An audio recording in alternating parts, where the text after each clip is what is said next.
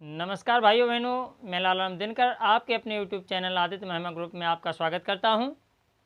तो अभी तक आपने समास को पढ़ा और इसमें जो है अव्ययीभाव समास, कर्मधारय समास, द्विगु समास को पढ़ा और जो है द्वंद्व समास को भी, यानी 4 समास पढ़ चुके हैं। 5वां समास है आपका बहुब्रीहि समास। तो जैसे जो है पहले नंबर पर देखा आपने अव्ययीभाव समास, तो प्रथम पद में अव्यय था, दूसरा पद संज्ञा। इसके बाद मैंने कर्मधारय पढ़ाया, तो इसमें प्रथम पद विशेषण, दूसरा संज्ञा। इसके बाद मैंने द्विगु पढ़ाया, तो इसमें क्या हुआ कि प्रथम पद संख्यावाचक बताया और द्वितीय पद संज्ञा। और इसके बाद मैंने द्वंद्व पढ़ाया, तो द्वंद्व का मतलब प्रथम पद अब नहीं है ये संख्या संख्या, अब क्या है, अब जो है प्रथम पद प्रधान है और द्वितीय पद भी प्रधान है, यानी दोनों की द्वंद्वता, यानी बराबरी का दायरा। तो द्वंद्व पढ़ा, तो उसमें दोनों पद प्रधान थे। अब जो है जो हम अगला समास पढ़ा रहे हैं बहुब्रीहि, इसमें क्या है कि एक भी प्रधान नहीं है, ना पहला पद प्रधान है ना दूसरा पद प्रधान है। इसमें क्या है, इसमें कोई अन्य तीसरा पद प्रधान होगा। ठीक है, तो देखते हैं, आइए चलते हैं बहुब्रीहि समास ट्रिक के साथ। तो देखें अर्थ एवं परिभाषा।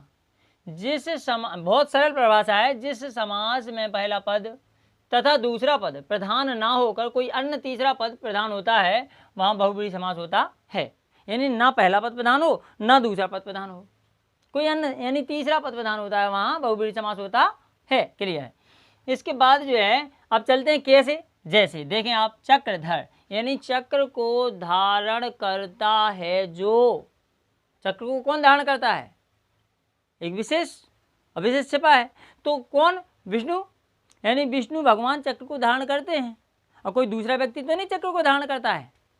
इसके बाद जैसे जलज, तो जल में उत्पन्न होता है जो, अर्थात क्या, कमल। तो कहने का मतलब है कि चक्रधर, तो चक्र और धर अलग अलग हैं, तो ना तो चक्र प्रधान है ना धर प्रधान है। चक्र को धारण करने वाला कौन है, क्या कहलाता है, चक्रधर कहलाता है, और है कौन, विष्णु। तो तीसरे पद की ओर इशारा है। अब बात आती है पहचान की। इस समास में पहचान क्या है, कैसे हम पहचाने कि इसमें बहुब्रीहि समास है। तो पहचान देखें आप, यह समास कल्पनाओं पर आधारित है। यानी क्या, विष्णु जिसमें लिखा चक्रधर, चक्र को धारण करने वाला या चक्र जो धारण करता है, अर्थात कौन, विष्णु। तो क्या विष्णु भगवान जी को आपने देखा है, नहीं देखा। क्या ये देखा कि वो चक्र धारण करते थे, नहीं देखा। तो कहने का मतलब ये कल्पना है, क्या है, कल्पना है। देखो ये लिखा, यह कल्पनाओं पर आधारित है। तो इस समाज के अंतर्गत हम देखेंगे कि क्या है, ये कल्पना है कि शायद ऐसे से ऐसा होता था या होता है, तो कल्पना ही मात्र तो है। इसके बाद देखें आप आगे विशेषता क्या है, और इसके तीसरे पद को आंखों से देखा नहीं जा सकता। यानी कि यह पहचान है। क्या ब्रह्मा जी को देखा, नहीं देखा। विष्णु जी को देखा, नहीं देखा। लंबोदर है, जैसे लंबा है जिसका अर्थात गणेश, क्या गणेश को देखा, नहीं देखा। नीलकंठ, नीलाय कंठ जिसका अर्थात शंकर जी, या चंद्रशेखर, चंद्रमा है जिसके शिखर पर अर्थात शंकर जी, तो क्या देखा आपने, नहीं देखा। तो नहीं देखा का मतलब यही है कि यहाँ आंखों से देखा नहीं जा सकता। क्लियर है, कल्पना ही मात्र है कि शायद भगवान के 4 हाथ थे, फलाने के इतने सिर थे, ढकाने का ये जो है ये विशेषता थी, ये कल्पना ही मात्र तो है। ठीक है, तो ये इसकी पहचान हो गई। इसके बाद दोहा में चलते हैं कि यदि आपको ये परिभाषा अर्थ नहीं सीखना है और ये पहचान वगैरह, तो इसमें आप सिर्फ दोहा सीखें, तो दोहा में आपका अर्थ, परिभाषा, पहचान सब आ जाएगा एक दोहा सीखने से। दूसरी बात, अगर दूसरा दोहा आप सीखते हैं तो इसमें जो है आपके 4 प्रकार आ जाएंगे बहुब्रीहि समास के। क्लियर है। अब चलते हैं जो है देखते हैं कैसे दोहा है। तो दोहा में देखें आप कि बहुब्रीहि में दोनों पद नहीं होते प्रधान, द्वंद्व में तो दोनों पद प्रधान होते हैं। इसमें विशेषता क्या है कि बहुब्रीहि में दोनों पद नहीं होते प्रधान,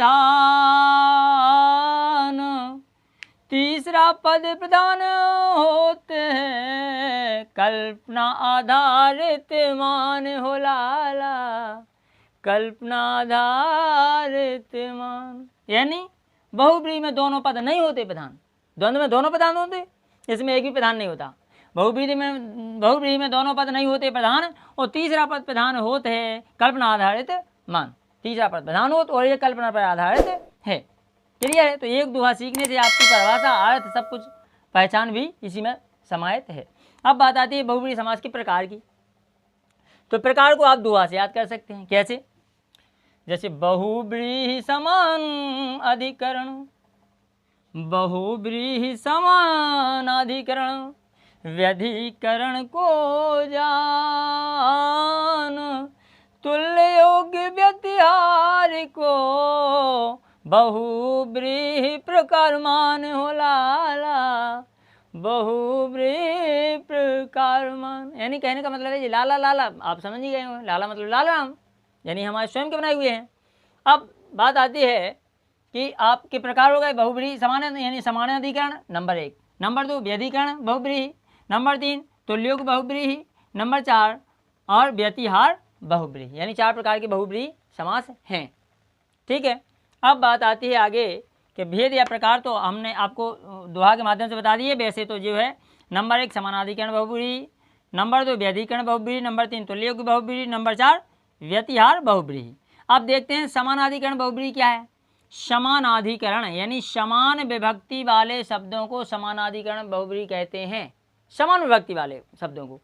अब देखें आप कैसे, जैसे ये है, उदाहरण में देखें समस्त पद समानाधिकरण बहुब्रीहि के अंतर्गत त्रिनेत्र, यानी 3 हैं नेत्र जिसके अर्थात शंकर। अब आप ये देखें, यदि हम कहें कि 3 नेत्रों का समूह, तो ये कौन से समाज में पहुंच गया? द्विगु समाज में पहुंच गया भैया। पहुंच गया नहीं पहुंच गया? चूंकि तीसरे को इशारा नहीं किया। यदि समूह बनाना है तो द्विगु में पहुंचेगा। लेकिन 3 हैं नेत्र जिसके अर्थात शंकर, तो क्या दूसरे किसी के 3 नेत्र हैं क्या? पृथ्वी पे कोई पैदा हुए ऐसा कि जिसके 3 नेत्र हों? नहीं। तो शंकर जी को माना गया है, इसलिए इसमें क्या है? समानाधिकरण बहुब्रीहि है। जैसे नेक नाम है जिसका अर्थात विशेष व्यक्ति। क्या सभी के नेक नाम होते हैं? नहीं होते हैं। तो एक विशेषता छिपी हुई है कि विशेष व्यक्ति यानी नेक नाम वाला। क्लियर है? जैसे मीठ बोला यानी मीठी बोली है जिसकी अर्थात विशेष व्यक्ति। भाई सभी की मीठी बोली नहीं होती। ठीक, जैसे मीठी बोली में जैसे मान के चलो हमने किसी से कहा बैठ जाइए, आप बैठ गए, हम कहें बैठ जा, धर्रा, पधर्रा, ब्राज जा, बात एक ही है लेकिन कहने का ढंग अलग अलग है। तो कहने का मतलब है मीठी बोली से कि मिठ बोला जो है वो मीठी बोली यानी विनम्र भाव। ठीक, वो मीठी बोली करते, बोली ऐसी बोली है जो कोई बोले बोल, बोली ऐसी बोली है जो कोई बोले बोल, वो ही है तराजू तौल के तब मुख बाहर खोल। कभी भी अपनी बोली अपने हिसाब से जो है बोलना चाहिए। किसी ने सच ही कहा है। कैसी? देखो एक कहावत है कि बोली बोलो समर के वानी, हो थोड़ी सी जिंदगानी, थोड़ी सी जिंदगानी, बोली बोलो समर के वानी, और जय बोली गज राज चढ़ा दई, जय बोली गजराज चढ़ा दई, सो जय उतार पानी, जय उतार पानी, अपनी बोलो समर के वानी, और जय बोली बैकुंठ पटा दई, जय नरक की ठानी, और बानी की सानी गंगाधर रे जय नाम निशानी। कहने का मतलब ये है कि मिठ बोला बानी बोली यानी ऐसी बोली बोलो जो दूसरे को आकर्षित कर ले। तो एक विशेष व्यक्ति कहलाया नहीं कहलाया? जहाँ विशेषता जहाँ आ जाए विशेष व्यक्ति की, वहाँ आप समझ लीजिएगा कि जो है बहुब्रीहि समास है। इसके बाद चलते हैं सहस्त्राक्ष यानी सहस्त्र आँखें हैं जिसकी अर्थात किसकी? इंद्र भगवान की। ठीक है, अब चलते हैं। हाँ, इसमें एक और है कि ये आपने देख ही लिया समान विभक्ति। समान विभक्ति का मतलब ये है कि 3 नेत्र किसके हैं? शंकर जी के। तो ऐसा तो है नहीं कि शंकर जी के मतलब 3 नेत्र कोई दूसरा हो, शंकर जी कोई दूसरे हो, ऐसा तो है नहीं। तो अब देखो आप नंबर 2 पे है व्यधिकरण बहुब्रीहि। व्यधिकरण बहुब्रीहि में क्या है?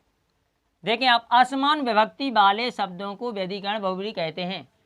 समानाधिकरण समान विभक्ति वाले शब्दों को व्यधिकरण, असमान विभक्ति में असमान विभक्ति वाले शब्दों को व्यधिकरण कहते हैं। देखो आप कैसे असमान विभक्ति कैसे, जैसे चंद्रशेखर, तो चंद्रमा है जिसके शिखर पर, यानी चंद्रमा है शिखर पर जिसके अर्थात शंकर। अब आप कहें कि कैसे हम माने कि जो है असमान विभक्ति है, तो असमान विभक्ति का मतलब ये है भैया मेरे, असमान विभक्ति कैसे है कि देखना आप, चंद्रमा है सिर पर जिसके अर्थात शंकर, चंद्रमा अलग है, शिखर अलग है शंकर जी अलग हैं। कहने का मतलब है जैसे तीन नेत्र में बताया था, तो तीन नेत्र तो शंकर जी के हैं, लेकिन चंद्रशेखर, चंद्रमा अलग है और शंकर जी अलग हैं। ठीक, तो उनके सिर पर है कौन, चंद्रमा। ऐसा नहीं कि शंकर जी के जैसे तीन नेत्र थे तो तीनों नेत्र उनके प्राकृतिक रूप से या जन्म से ही हैं, लेकिन यहाँ तो चंद्रमा उनके सिर पर विराजमान है, यानी अलग किया जा सकता उसे। ठीक, जैसे लंबा है उधर जिसका, लंबोदर, तो उसका पेट अलग नहीं किया जा सकता, उनका तो लंबोदर हैं ही वे, यानी गणेश। लेकिन इसमें क्या है कि ये अलग हैं, यानी असमान विभक्ति है इसमें। कहाँ क्या है असमान विभक्ति, तो देखें आप, जैसे शूल पाणी, यानी शूल है पाणी, पाणी माने हाथ, पाणी में जिसके अर्थात शंकर। इसके बाद है बीड़ा पाणी, तो बीड़ा पाणी का मतलब है ये जो है सरस्वती, यानी बीड़ा पाणी, बीड़ा है पाणी में जिसके अर्थात कौन, सरस्वती, यानी हाथ में क्या था उनके सरस्वती के, बीड़ा। तो ये कल्पना मात्र तो है, लेकिन सरस्वती को आंखों से देखा नहीं जा सकता है, कल्पना की जा सकती है कि शायद ऐसा बीड़ा लिया था उन्होंने, ऐसी उनकी फोटो है। ठीक, अब बात आती है कि बीड़ा और हाथ और सरस्वती, तो सरस्वती हाथ तो है सरस्वती का, लेकिन बीड़ा तो लिया है उन्होंने, वो चाहे तो अलग कर सकते हैं। ठीक, तो कहने का मतलब है कि बीड़ा है पाणी में जिसके अर्थात सरस्वती, तो यह असमान विभक्ति वाले हो गए। जैसे चंद्रमौली, तो चंद्र माँ है मौली, मौली माने सिर पर जिसके अर्थात शिवजी, वज्रधर, वज्र को धारण करने वाला कौन, अर्थात शिवजी, या शशिधर, शशि को धारण करने वाला कौन, अर्थात शिवजी। शशि माने चंद्रमा, चंद्रमा को कौन धारण करता है, शिवजी, यानी शंकर जी। गिरिधर, तो गिरी, गिरी माने पहाड़, और पहाड़ को कौन धारण करने वाला कौन, अर्थात श्री कृष्ण, यानी तीसरे पद की ओर सारा हो रहा नहीं हो रहा। ऐसा तो नहीं कि शंकर जी वो श्री कृष्ण भगवान और पहाड़ अलग ना किया जा सके, तो ऐसा तो है नहीं। जैसे गजानन, तो गजानन यानी गज का आनन है जिसका, यानी गज का सिर है जिसका, किसका, श्री गणेश का। अब इसको उनके धड़ से अलग नहीं किया जा सकता, तो ये समानाधिकरण में पहुंच जाएगा। ठीक, समान विभक्ति में, और जिसको अलग किया जाए तो वो असमान विभक्ति में, तो यानी वो व्यधिकरण में हो गया। क्लियर है। अब देखो आप, जैसे हाँ इसी में देखें आप, जैसे मान के चलो लिखा है समानाधिकरण में देखें, जैसे 10 मुख, क्या 10 मुख, तो 10 हैं मुख जिसके अर्थात कौन, रावण। एक दंत, एक दंत, तो एक है दांत किसका, अर्थात एक विशेष कौन, ईश्वर, कौन है, श्री गणेश। इसके बाद लंबोदर, तो लंबा है, लंबोदर, तो लंबा है उधर जिसका अर्थात कौन, श्री गणेश। तो ये समानाधिकरण बहुव्रीहि में पहुंच जाएंगे कि नहीं, और लेकिन जिसको अलग किया जाए तो वो किस में पहुंच जाएंगे, व्यधिकरण बहुव्रीहि में पहुंच जाएंगे। क्लियर है। अब देखो आगे, जैसे हाँ एक और इनके अन्य भी उदाहरण है, जैसे मान के चलो जैसे गजानन है, तो गज है आनंद जिसका अर्थ कौन है, श्री गणेश। जैसे खगेश है, तो खगों का यानी पक्षियों का ईश्वर कौन, गरुण, तो खगेश हो गया। जैसे गोपाल, गोपाल, तो गोपाल किसको कहते हैं, गौ को पालने वाला कौन, श्री कृष्ण। जैसे मान के चलो लोकपाल, लोकपाल, लोक को पालने वाला क्या कहलाता, मंत्री। जैसे मान के चलो भूदान, भू को दान करने वाला क्या, विशेष आंदोलन है ना एक। तो कहने का दूरदर्शन, तो दूरदर्शन, दूरदर्शन यानी दूर का दर्शन कराने वाला कौन, अर्थात चैनल, चैनल के माध्यम से दूरदर्शन होता है। तो कहने का मतलब ये है कि आपका समानाधिकरण बहुव्रीहि हुआ, फिर इसके बाद व्यधिकरण बहुव्रीहि हुआ, जो असमान विभक्ति वाले शब्द हैं उसमें व्यधिकरण हुआ। इसके बाद आता है आपका तुल्य योग बहुव्रीहि। तुल्य युग बहुब्रीहि में क्या है कि इसमें सह का वो होता है, जैसे जिस समास में पहला पद क्या सह बोधक हो, सह मतलब साथ साथ सह बोधक होता है, उसे तुल्य युग बहुब्रीहि कहते हैं। अब देखो आप कैसा कैसा सह बोधक, जैसे उन्होंने आमंत्रित किया, निमंत्रण के माध्यम से उन्होंने सुनो सा परिवार सहित आए, यानी परिवार के साथ, सा परिवार मतलब परिवार के साथ। तो देखें आप जैसे सा परिवार तो मतलब परिवार के साथ आए। इसके बाद है सा शरीर यानी शरीर के साथ, या सचेत यानी चेतना के साथ, या सबल यानी बल के साथ, सदेह यानी देह के साथ, सफल यानी फल के साथ, सपत्नी यानी पत्नी के साथ, सानुज यानी अनुज के साथ, सभ्राता यानी भ्राता के साथ। यानी कहने का मतलब जब जो है हम ये जो सा और हा लिखा सह बोधक सह का मतलब है साथ साथ से, और जब इसका समस्त पद करते हैं, विग्रह पद का समस्त पद करते हैं, जैसे कि लिखा है मान के निमंत्रण के परिवार के साथ आएँ तो उसमें लिख देते हैं सा परिवार, तो सही की जगह पे सा सिर्फ अकेला रह जाता है। क्लियर है? तो इस किस में आ गया ये तुल्य युग में। ठीक, इसके बाद आता है अपना व्यतिहार बहुब्रीहि। और व्यतिहार बहुब्रीहि का मतलब है, देखें आप इसमें विशेषता क्या है कि जिस समास में घात प्रतिघात सूचक शब्द हों उसे व्यतिहार बहुब्रीहि कहते हैं। घात सूचक कैसे, यानी लड़ाई झगड़ा, जहाँ लड़ाई झगड़ा हो समझ लीजिए आपका बहुब्रीहि समास है। जैसे मुक्का मुक्की, क्या मुक्का मुक्की, तो मुक्का मुक्की जहाँ से होने लगा वहाँ तो समझ लीजिए आपका झगड़ा प्रारंभ हो गया, और झगड़ा जहाँ हुआ वहाँ समझ लो बहुब्रीहि समास है। जैसे धक्का धुक्की, अगर यह होता कि मुक्का मुक्का तो बहुब्रीहि समास नहीं है। मुक्का मुक्की का मतलब है, धक्का धुक्की का मतलब है कि जो है लड़ाई झगड़ा में हल्का फुल्का धक्का धक्की हुई या मुक्का मुक्की हुई। ठीक, जैसे मान के चलो ये लिखा धक्का धुक्की तो मतलब झगड़े के अर्थ में, तो वहाँ धक्का धुक्की हुई तो झगड़ा हुआ। इसके बाद लाठा लाठी यानी लाठी चली। ठीक, तो किस में चले लाठी, जब लड़ाई झगड़ा होगा तभी तो चलेगी, तो झगड़ा के अर्थ में यानी लड़ाई के अर्थ में। इसके बाद गाला गाली, गाला गाली कहाँ होते हैं, लड़ाई झगड़ा में। ठीक, तो समझ लीजिए आपके बहुब्रीहि समास है। इसके बाद आता है आपका बाताबाती। बाताबाती का मतलब है कि बात में बात बड़ी, यानी लड़ाई झगड़ा के अर्थ में, वहाँ बातें वहीं। ठीक, इसके बाद आता है हाथापाई, यानी लड़ाई झगड़ा के अर्थ में, कि हाथ पाँव से वहाँ, भाई ध्यान दो ये लिखा, अब आप कहें कि सब वही कह रहे हैं आप। घात प्रतिघात यानी वहाँ घात लगाई गई, यानी प्रतिघात किया गया, ढिशुम ढिशुम हुआ, अर्थात मुक्का मुक्की, धक्का धुक्की, लाठा लाठी, ये क्या है, घात प्रतिघात हो रहा है वहाँ। जैसे मारा मारी तो ये लड़ाई झगड़ाई का अर्थ है? जैसे घूसा घूसी तो क्या है, ये लड़ाई झगड़ाई तो है। तो कहने का मतलब जहाँ ऐसे शब्द आ जाएँ या इन्हें छोड़ के मान के कोई विशेष शब्द आ जाए, जैसे उन्होंने कहा नकटा या नकटी है, तो ये क्या है, सभी नकटा नहीं होते, क्या होते हैं, नहीं होते। तो कहने का मतलब कोई विशेष व्यक्ति है, तो वहाँ भी बहुब्रीहि समास है। जैसे उन्होंने कहा मीनाक्षी, तो मीन की अक्षी के समान आँखें हैं जिसकी, अर्थात कोई विशेष व्यक्ति, यानी किसकी, मछली की तरह आँखें हों जिसकी, मीनाक्षी। तो कहने का मतलब कोई विशेषता है, तो वहाँ भी बहुब्रीहि समास है। जैसे कलह प्रिय, तो कलह माना क्या, लड़ाई झगड़ा, और जब लड़ाई झगड़ा कलह प्रिय, कलह जहाँ हो रहा है और वो से प्रिय लग रहा है किसी व्यक्ति को, तो वो क्या कलह प्रिय है। और कलह प्रिय उसे होता, कोई विशेषता ही तो होगी, यानी विशेष व्यक्ति है। नहीं तो कलह क्या किसी को लड़ाई झगड़ा प्यारी होती है, नहीं होती ना। तो कहने का मतलब ये है कि जो है वहाँ पे आपका क्या है, बहुब्रीहि समास है। और कौन सा बहुब्रीहि, व्यतिहार बहुब्रीहि है। ठीक है, इसमें बताया जो हमने, अन्य में आपको बता दिया, जैसे नकटा है, मीनाक्षी है, कलह प्रिय है, इसमें बहुब्रीहि समास है। क्लियर है?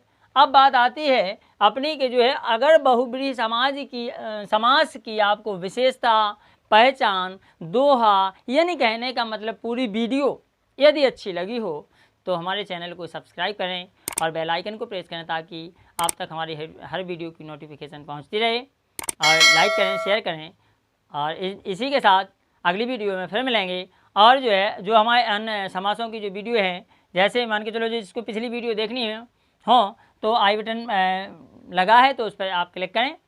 और इसी के साथ अगली वीडियो में फिर मिलेंगे। तब तक के लिए नमस्कार। जय हिंद, जय भारत।